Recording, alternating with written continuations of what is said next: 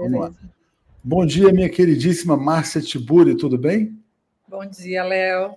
Prazer estar aqui com você. Bom dia, Camila.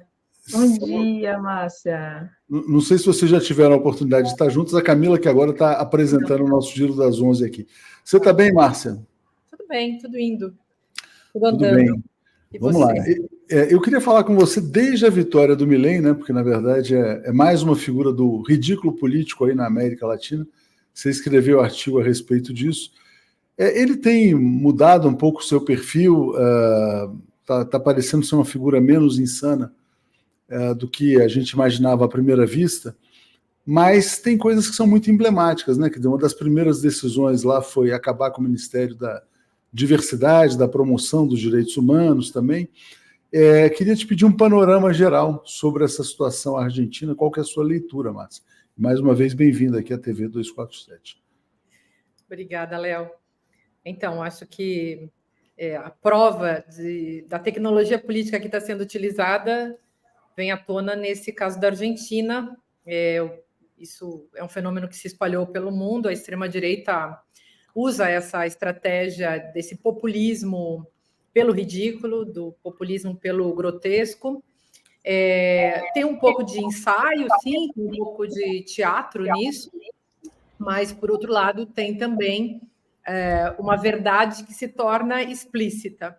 Então, o fato do Milei agora tentar amenizar um pouco a cena pode ser para... Enfim, ele não está mais em campanha, embora a gente deva lembrar que esses candidatos, eles nunca, na verdade, saem da campanha. Então, Bolsonaro governou todo o tempo fazendo campanha, todo o tempo eles projetam, digamos, passo a passo no cotidiano da vida política, eles projetam a continuidade do seu lugar. E nesse sentido é que a gente fala que eles estão sempre em campanha. E por mais que o Milei tenha amenizado um pouco o jogo, vocês vão lembrar que o Bolsonaro fez a mesma coisa na sua época. Ele também amenizou um pouco.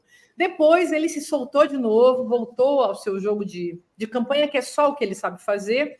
Provavelmente o Milei vai pela mesma linha, vai durar o tempo do governo e depois vai ser substituído por um candidato um pouco mais razoável. O próprio Macri, nesse cenário, era uma figura, comparada ao Milei, uma figura mais razoável, mas ele também está lá no governo, fazendo com os seus parceiros, né, fazendo esse jogo, esse papel vamos dizer, da caterva que novamente se reuniu e ganha, nesse caso, sempre nesse cenário, nessa vamos chamar assim, performatividade, né, da política, ganha esse sujeito que sabe fazer justamente essa cena, que sabe dizer absurdos, que chama atenção. E a pior coisa que a gente tem que levar em conta, e que, infelizmente, é um fato, e claro que a gente vai comparar isso depois com o Brasil, é que isso é uma tecnologia política que funciona, que vai continuar funcionando e ninguém vai aprender nada com isso. Ninguém vai aprender nada com isso. Então, a chance, acho que o governo dele vai ter sucesso até o fim, no sentido de se manter existindo até o fim, como foi o caso, por exemplo, do governo do Bolsonaro, que não se elegeu por um triz, coisa que as pessoas também fazem questão de esquecer no Brasil atual. E, claro, depois vem um outro candidato, um pouquinho menos escancarado, mas vai se reelegendo. E no tempo, a médio e longo prazo, a chance disso se tornar cada vez mais comum, porque o povo não vai se lembrar, o povo não vai se dar conta, o povo não está nem aí. Então, a chance disso continuar existindo e se repetir em outros países da América Latina, acho que é gigante. Ô, Márcia, antes de passar para a Camila, eu só queria compartilhar com você uma reflexão. Veio aqui essa semana a Gleisi Hoffmann, e ela falou o seguinte, quer dizer, a gente corre um risco de que o governo Lula faça grandes entregas, programas econômicos, sociais. Hoje o desemprego caiu, o menor desde 2015, enfim. Mas mesmo assim, que essa extrema-direita se mantenha competitiva. E ela falou, a extrema-direita ela vive num estado de campanha permanente, que é o que você acaba de mencionar também, e ela coloca esse desafio da esquerda de enfrentar esse novo ambiente. Diga, Camila, para a gente seguir aqui batendo papo com a Márcia. Diga lá. Sim, muito importante que você traz, Márcia, e falando do Milei, que você fez esse recorte do Milei, ele acaba que sendo essa criação dessa persona, né, que ele traz para durante o período das eleições, e acaba que se moldando com o passar de alguns dias, né, ainda nem assumindo a presidência, mas já se colocando as propostas, mas que acredito que se você também acredita nessa possibilidade dele não conseguir seguir, né, durante esse governo com essas propostas que ele tem colocado hoje, né, a própria população, né. Até complementando, Márcia, ele está propondo, que é interessante, porque o Bolsonaro, na verdade, ele teve todo esse circo, né, que a gente viu, mas a situação econômica no Brasil não era tão catastrófica como na Argentina. O Milei, ele chegou ontem, era manchete dos jornais argentinos, ele está propondo 2 anos eles estão chamando de estanflação, estagnação com inflação, dizendo, ó, vai ser um inferno, e é isso mesmo. É possível que ele consiga se manter oferecendo um inferno? Mas, gente, ele já foi eleito oferecendo o inferno, prometendo resolver todos os problemas, mas jamais oferecendo nenhuma solução que não fosse o inferno. Eu acho que ele vai até o fim do governo. Vejam, uma sociedade que vota um sujeito como ele é uma sociedade desesperada, uma sociedade que está doente e não vai se curar no meio do caminho. A sociedade brasileira, a gente tem que lembrar disso, eu acabei de falar e vou falar de novo. A democracia venceu, vamos dizer, nós, o povo brasileiro, o povo que funciona num regime de pensamento democrático, venceu dentro de 1000 conluios, de 1000 jogos aí que alguns sentem repugnância ao ver, né? O jogo todo do PT juntando com esse centrão horroroso. Enfim, mas foi o único jeito de restabelecer um certo nível de democracia no Brasil. E houve, claro, essa coisa é por um triz. Houve um esforço hercúleo de muita gente para que mudasse, então, a cena da política. Mas eu acho que é quase um milagre o que aconteceu no Brasil. E só foi possível, não foi por conta da esquerda. A esquerda, ok, fez o seu papel. Mas não foi só a esquerda, foi toda uma gente externa à esquerda, foi todo esse centrão, foi toda essa elite, entre aspas, do atraso, que também não estava mais interessada na figura tão grotesca do Bolsonaro, porque, vejam, a desqualificação, e esse é o jogo mental, é a inversão mental, um verdadeiro paradoxo que toma as pessoas, né, e toma a sociedade, que faz com que os desqualificados, a desqualificação, o grotesco, o absurdo, o delírio, tudo isso se torne um capital político. Então, quando eu falo desse negócio do ridículo político, tem um livro que eu escrevi em 2017, é velho já, né? Era para falar desse fenômeno de capitalização, desse absurdo, dessas pessoas que estão absolutamente desqualificadas e que ganham justamente nessa transformação paradoxal daquilo que é a catástrofe política, como se ela fosse uma espécie de solução.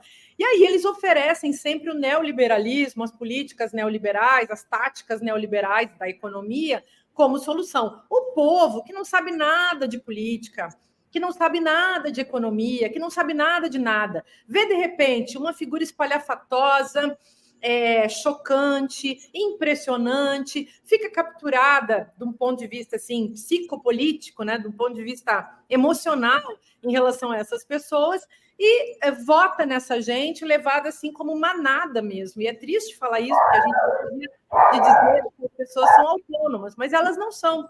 Então, tem um jogo aí que eu estou tentando sinalizar, que é o jogo desse desespero. Os argentinos estavam economicamente desesperados e a figura que conseguiu expressar esse desespero, misturado com esse ódio, com todos esses afetos tristes, que veio assim se fazendo de louco, enquanto ao mesmo tempo é um louco. Vejam, fazer-se de louco é uma tática política. Fazer-se, criar o delírio, chamar as pessoas a a essa discursividade angustiada que revela também o que as pessoas estão sentindo. Então, elas se espelharam nesse Milei, como se espelharam da outra vez em Bolsonaro.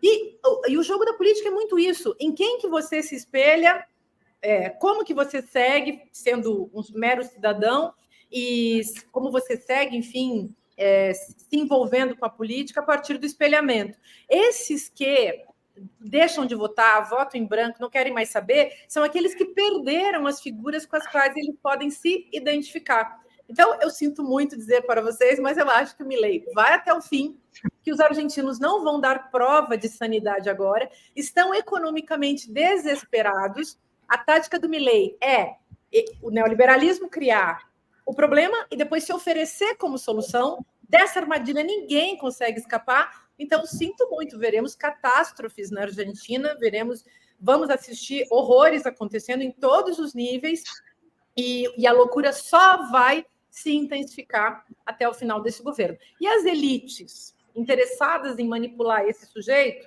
nesse projeto de mútua manipulação, porque manipula de um lado, uns manipulam os outros, é o jogo do poder, as elites não vão mudar nada, a não ser que em algum momento elas encontrem, enfim, alguma solução melhor, ou que esse sujeito faça alguma grande catástrofe pior do que ele fez até agora. Mas é que nem o Bolsonaro, foi levado até o fim, e assim vai acontecer. E depois a gente tem que falar do Brasil, né? Porque aqui também a gente está na mó fria, né? A gente vai falar do Brasil, mas eu só queria pegar um aspecto do Milei para a gente fechar esse capítulo, Márcia, que é o seguinte. Isso aqui, quando eu vi, eu queria muito te ouvir a respeito, né? A namorada do Milei, uma humorista que faz imitações de famosos. O Milei é uma figura muito esquisita, né? Porque, bom, ele dorme com a irmã, com cachorros, ouve o cachorro, aí de repente aparece essa namorada. Quando eu vi essa cena e vi vídeos dela, me lembrou muito o programa Pânico da Jovem Pan. É como se a gente tivesse, na verdade, um governo de entretenimento no meio da catástrofe. Como se a Argentina fosse oferecer ao público um pânico na TV todos os dias, e qual que é a sede? A sede é a Casa Rosada. Faz sentido, assim, fazer um programa de uma pornopolítica grotesca na própria Casa Rosada? Na própria Casa Rosada? Então, só complementando, Léo e Márcia, porque a gente vê um público muito jovem, né? Público que está acostumado, que foi o público de Milei, em sua maioria, que está acostumado com as redes sociais, com essa essa forma de ver o TikTok. Espetacularização, né, que você ia falar. Me embolou, essa palavra mesmo aí que o Léo colocou. Então, isso tudo favorece para que pessoas como Milei, como você colocou, esse espetáculo, essa pessoa grotesca e esse desespero, como é que casa essa história aí também com os jovens? É interessante isso, Camila, porque vem essa nova população, né, de eleitores que desconhecem os paradigmas anteriores da política, são muito novos, e que, digamos, querem gozar na catástrofe ou fazer aquilo que a gente pode chamar de catarse pelo riso.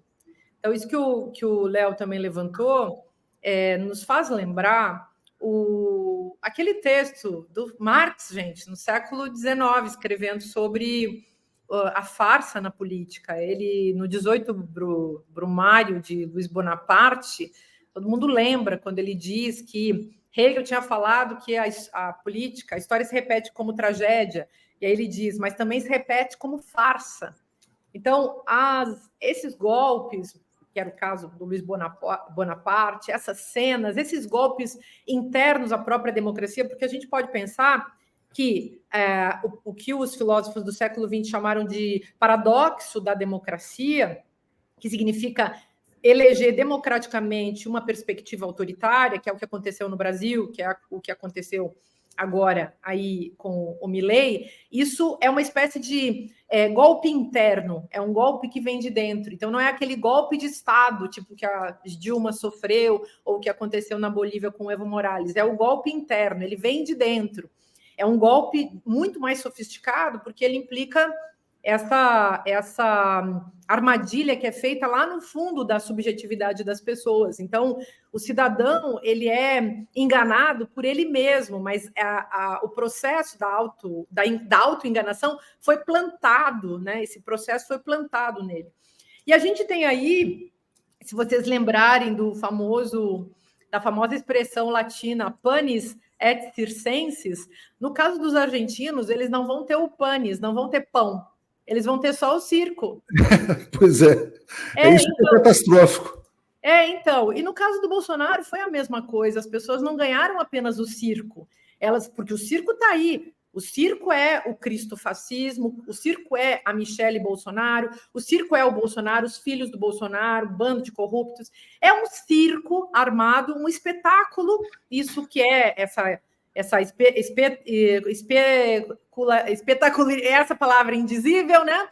A espetacularização diária que alimenta, sim, a percepção das pessoas. Por isso que eu fico sempre insistindo que a gente faça análises desse campo da percepção, do campo estético, do campo do aparecer, das aparências, das construções de performance e da teatralidade da política, porque elas explicam muita coisa que as pesquisas positivistas dos mais maravilhosos antropólogos e sociólogos brasileiros e do mundo não explicam.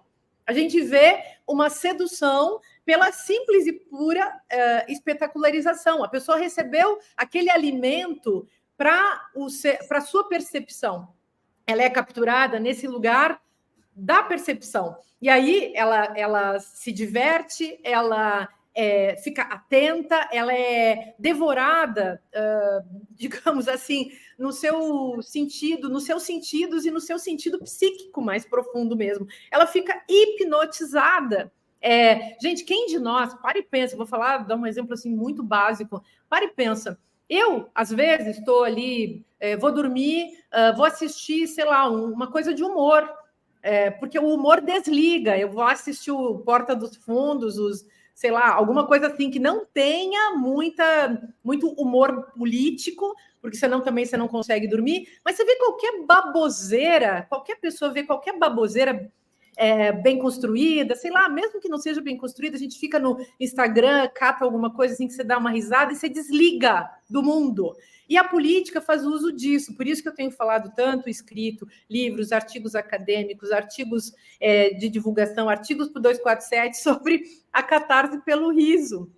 E é tão importante que os humoristas, os humoristas sérios, para usar aqui também uma formulação paradoxal, que eles continuem fazendo esse humor crítico e analítico dessas oligarquias, enfim, dessas figuras que são as donas do poder no nosso mundo. Mas, de fato, é isso, é a catarse pelo riso que está em cena e que captura a população desavisada. E a grande maioria da população é desavisada. Então, no desespero, na fome, na ausência de pão, pelo menos vamos ficar com o circo. É esse o sinal que, digamos, o inconsciente manda para o eleitor, né? Então, não temos saída. E por que você está preocupada com o Brasil, Márcia? Porque, assim, quer dizer, até usando a sua expressão, né?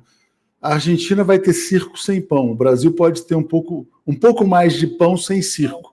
Não seria bom? Não seria boa a situação brasileira no quadro atual? O que está te preocupando? Você falou, precisamos falar sobre o Brasil, eu fiquei intrigado. Eu acho que o Brasil está naquela coisa, né?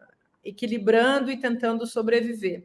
Mas tem uma negligência do governo em relação ao fascismo vivido que eu acho que é perigosa, né? Porque se tem alguém que teria que lutar contra o fascismo, seria o governo, e o governo não faz absolutamente nada. Então, nesse sentido, aquela sensação de... A gente pode dizer, parece até que não se viveu o que foi vivido no Brasil, já se esqueceu, né?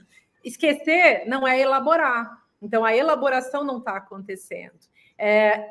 Às vezes, a gente que assiste o governo de fora dá a impressão de que o governo ou é ingênuo, mas assim, eu acho que não são ingênuos, né?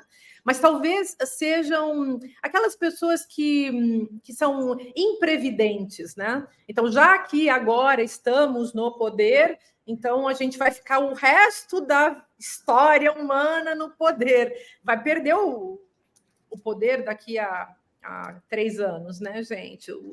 A chance de reeleger esse governo, claro, quando você está no governo, fácil, num certo sentido, fácil reeleger o governo. Agora, a guerra híbrida continua tanto explicitamente, com todas as críticas, todas as fake news que continuam aí. Claro, teve um certo arrefecimento em função dos problemas que os próprios bolsonaristas criaram para eles mesmos, como o 8 de janeiro, mas continua a indústria das fake news, continua, enfim, toda essa escalada antipetista, né? E muita gente insatisfeita, muita gente, inclusive de esquerda, insatisfeita com o governo, e assim, uma negligência, não tem ninguém cuidando desse assunto no governo, é uma pena. Se fez uma comissão assim que durou, que foi comandada pela Manuela Dávila no Ministério dos Direitos Humanos, que durou assim, sei lá, um mês, algo assim, uma coisa bem pequenininha e bem assim no sabor, né, e no calor da questão da vitória e tal, mas durou muito pouco, foi muito pequena, não chamaram várias pessoas que podiam colaborar para a discussão, terminaram o assunto, acabou. Manuela Dávila foi fazer seu doutorado nos Estados Unidos, que assim, vai cuidar, as pessoas vão cuidar da própria vida, né? Todo mundo tem que dar jeito de sobreviver, mas é uma pena, nada mais aconteceu, e até parece que, pelo simples fato de nós não nos ocuparmos desse assunto, ele não existe, né? E ele vai voltar com toda a força, porque nas estruturas, nas criptoestruturas do sistema, na política profunda, na construção das bases, a extrema-direita, com o cristofascismo, segue indo muito bem, com o milicianato atuante e cada vez mais presente na política brasileira. Isso aí, essa construção de base continua a mil, como dizem. E eu acho que a nossa esquerda, se perde muito nisso, né? Não cria suas bases, não valoriza pessoas que poderia valorizar para ajudarem a criar essas bases. E aí eu estou falando das pessoas das mais diversas instâncias, nos mais diversos estados do Brasil. Então, acho que na nossa desorganização, que não é assim culpa de um, culpa de outro, mas é da estrutura da própria esquerda e também desse delírio, né, de achar que vai agora ficar o resto dos tempos no poder. Então, acho que a gente vai muito mal. Camila, esse alerta que a Márcia faz tem tudo a ver com a fala da Gleisi, que ela fala o seguinte, ó, o governo não pode se iludir achando que vai ganhar tudo fazendo as entregas, né? Porque tem a disputa cultural, ideológica que talvez não esteja sendo feita. Diga lá, Camila.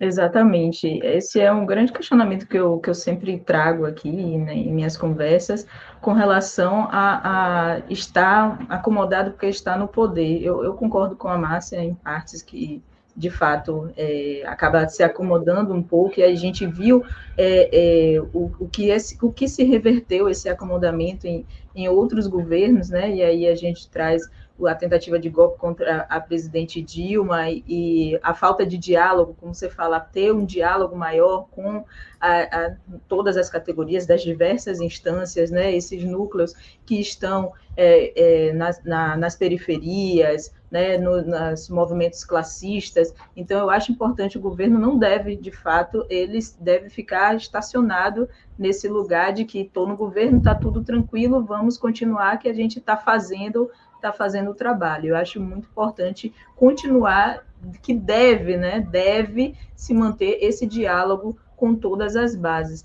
e para que a gente não caia nesse engodo e acabe sendo engolido, né, pela extrema-direita, porque o que a gente vê, Márcia, e aí, Léo, é que nesse jogo, desse tabuleiro da política, o governo tem cedido bastante, mas a gente sabe que é a necessidade da governança, porque a gente não tem um parlamento, nem um congresso que esteja alinhado. Isso é muito perigoso também, eu acredito, muito perigoso dentro do governo, dentro da esquerda, que deve ficar sinalizado.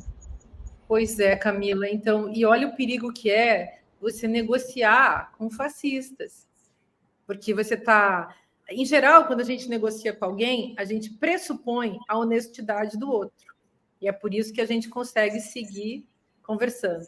Mas com pessoas que romperam com esse patamar básico da confiança e da honestidade, que são os golpistas, os fascistas, como que fica?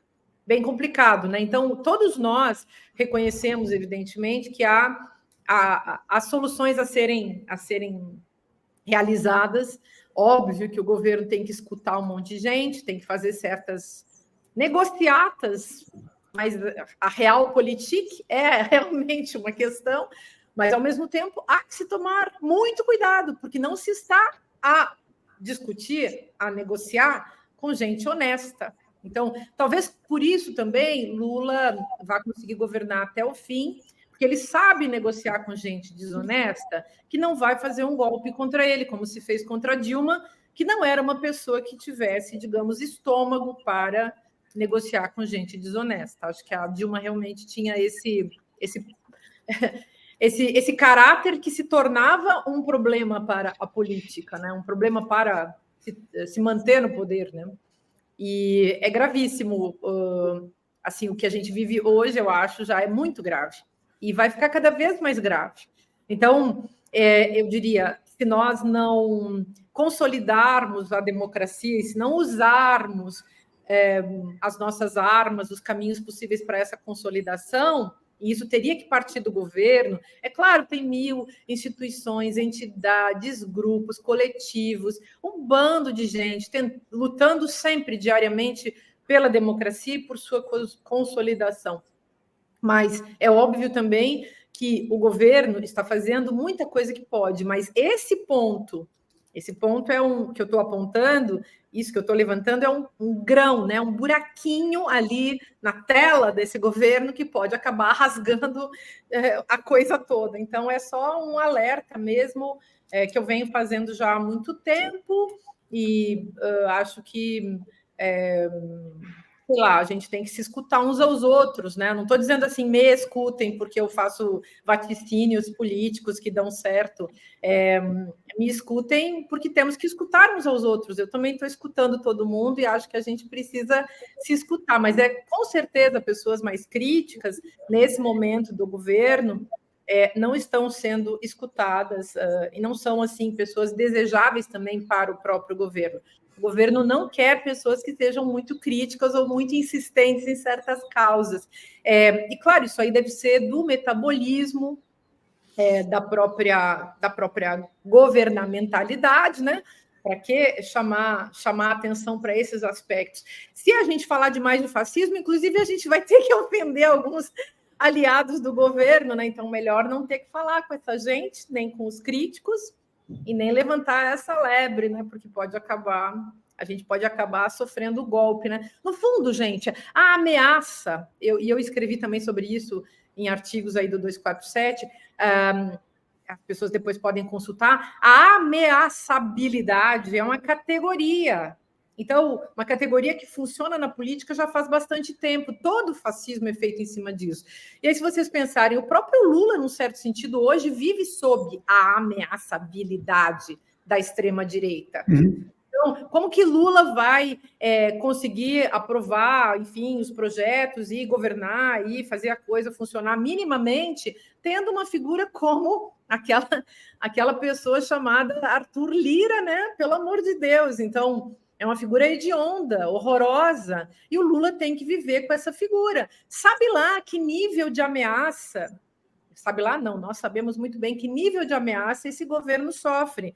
E digo, não a ameaça direta, mas a ameaçabilidade. Tipo, se não fizerem as minhas vontades, a minha do homem coronel aqui mandando nesse negócio todo, eu ameaço, eu tenho muito poder e eu posso tomar atitudes que são realmente perigosas para a manutenção da ordem que o Brasil precisa para seguir sendo um país minimamente democrático.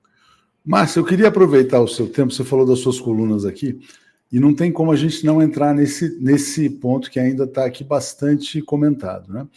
Esse seu artigo repercutiu muito quando você falou o seguinte, olha, Ana Hickman e o mito da mulher poderosa. Porque ela é aquela coisa, apresentadora de TV, rica, bonita, modelo, etc., aquelas coisas, todos os atributos daquela que jamais seria agredida, né? Eu quero te relatar uma coisa que aconteceu hoje, né?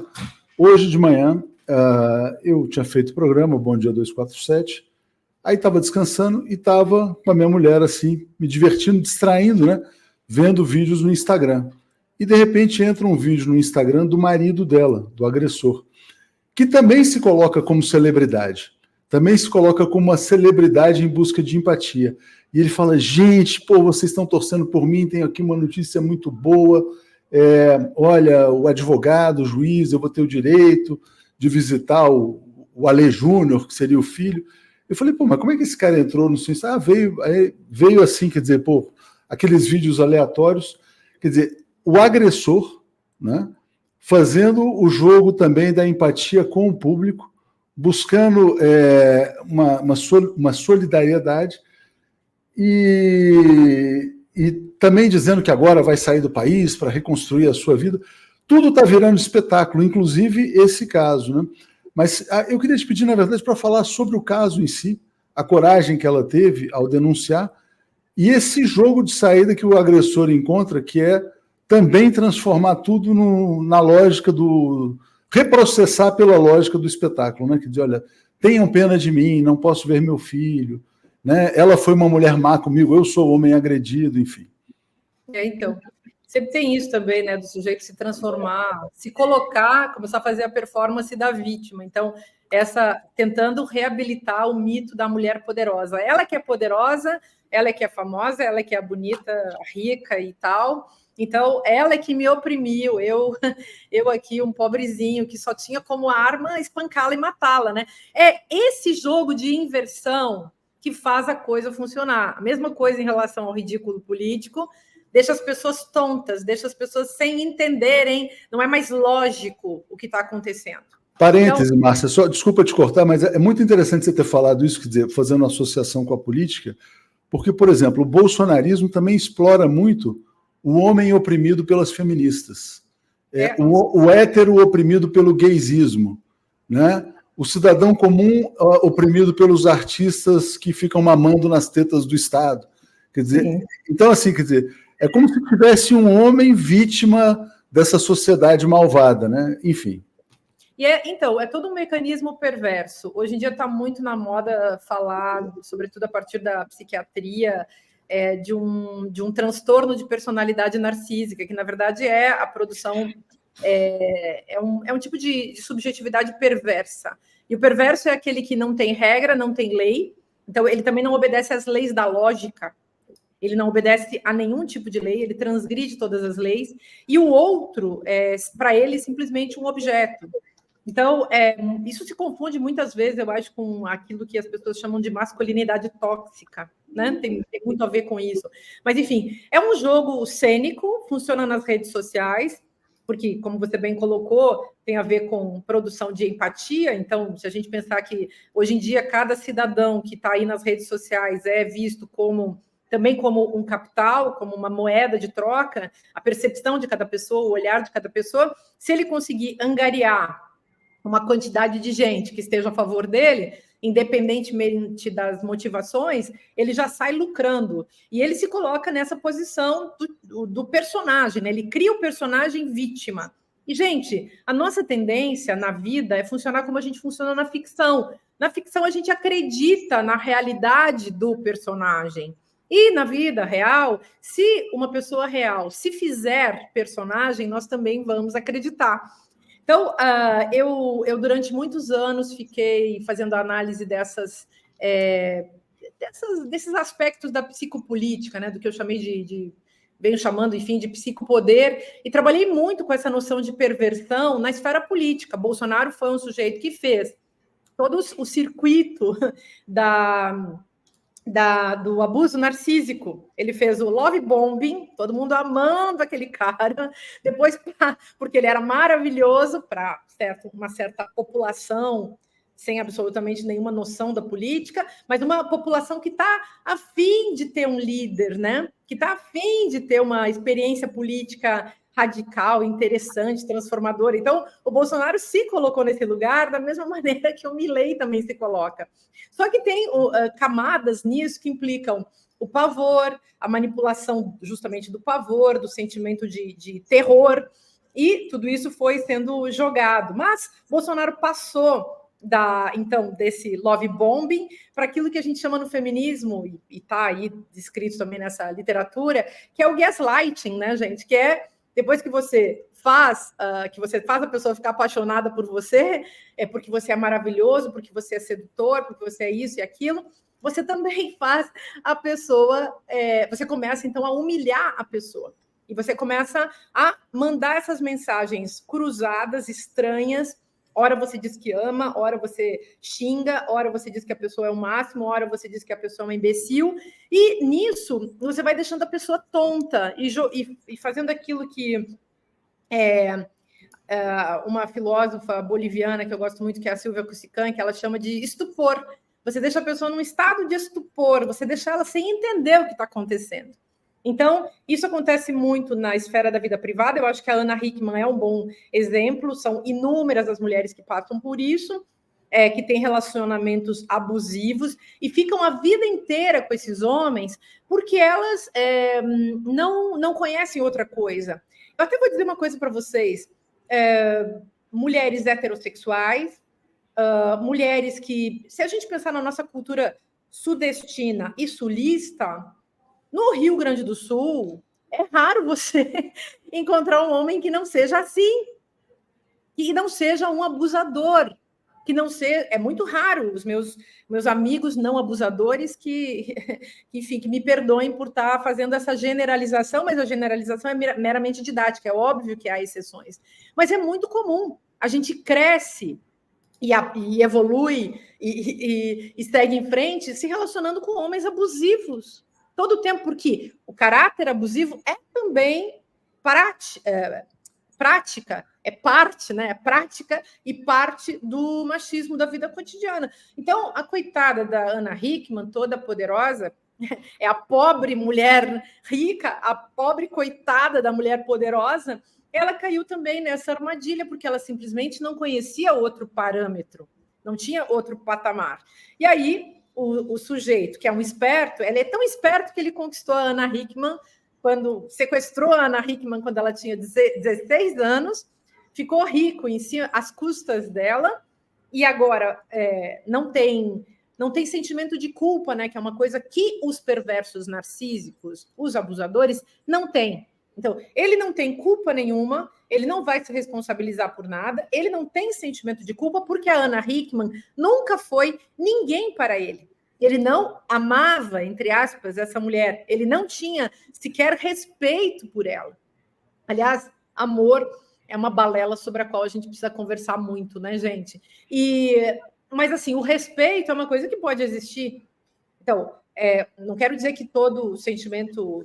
que todas as relações amorosas sejam balela, mas o amor é usado como uma balela. O amor romântico é usado como um discurso que captura a afetividade sobretudo das mulheres. Não quero dizer que não haja também mulheres perversas. Mas são mais raras, porque é o machismo, é a virilidade, e esse valor da virilidade numa cultura viriarcal como a nossa, patriarcal e viriarcal como a nossa, que se aproveita também desse tipo de questão. Outra coisa que eu acho curioso no que você conta desse sujeito aí, do marido da Ana Hickman, que eu nem lembro o nome...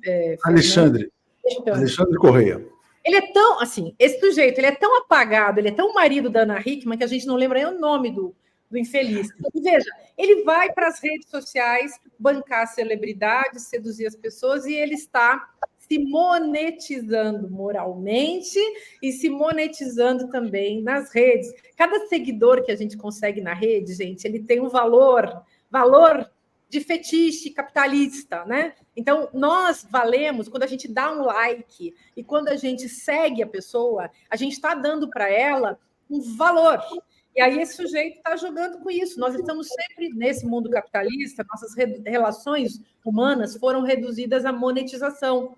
Então, a gente monetiza uns aos outros e desmonetiza uns aos outros diariamente. E, claro, revestimos essa expressão monetização com várias outras palavras e expressões mais bonitinhas, mas, no fim das contas, o capitalismo é isso.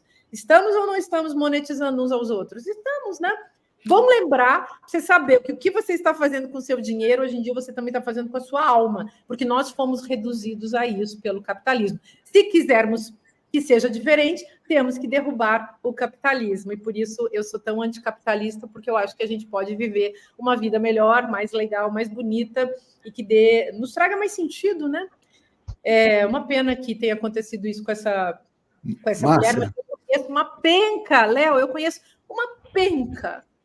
E você, inclusive, também conhece. E também Camila conhece. Uma penca de mulheres que passam por isso. É sempre muito bom falar com você. Nosso tempo tá esticando aqui. Eu já estou com outro convidado aqui na sequência, mas a gente tem que montar uma rotina para falar com mais frequência. Eu vou passar para a Camila também fazer um fechamento com você. Mas sobre esse caso do marido, né? Você falou, é uma pessoa assim, quer dizer, de existência, na verdade, dominada pela a mulher, no caso, né? Quer dizer, e aí ele se apresenta como empresário. Você parou para pensar o seguinte, mas você é empresário de quê? Ele é empresário da Ana Hickman, quer dizer, e agora ele também é empresário da própria agressão, se colocando como vítima, quer dizer, nesse processo de monetização permanente, quer dizer, nesse espetáculo sinistro que a gente está vendo. Camila, eu passo para você fechar aí com a Márcia, que a gente tem alguns 2, 3 minutinhos, mas a gente depois retoma, diga. Gostei muito, viu, de conversar com a Márcia. Já vou trazê-la aqui. Me passa o telefone da Márcia depois, viu, Léo? Vou compartilhar. Compartilha para a gente poder marcar em outros momentos também, porque é muito interessante. O que você colocou, Márcia, com relação a esse espelho, né, que acaba sendo um espelho, esses homens que estão na internet, um espelho para algo que tem de mais podre dentro de cada homem, de cada pessoa. Né? E a internet ajuda tudo isso, e nessa carência de afeto que as pessoas têm e colocam na internet, e colocam esses vídeos e aguardando toda essa monetização, como você colocou. E isso assusta cada vez mais, porque a gente tem cada vez mais pessoas, aí eu estou colocando os red pills, né, que são a pior coisa que a internet, uma das piores coisas que a internet conseguiu produzir atualmente, são esses red pills que alimentam esse monstro de cada homem, de cada machista, seja ele mulher ou homem. E um detalhe, é preciso criminalizar a misoginia, porque aí esses red pills todos vão desaparecer. Por enquanto, eles estão surfando na onda cultural do machismo, do patriarcado, que valoriza e dá espaço para a misoginia. Também Exatamente. Tem isso, né, Camila? Bom, gente... É isso. Volte mais vezes, Márcia. Vamos combinar outra. Mais vezes. Vamos chamar. Dá o telefone da Camila também. Um beijo, gente. Beijo. Tchau, Márcia.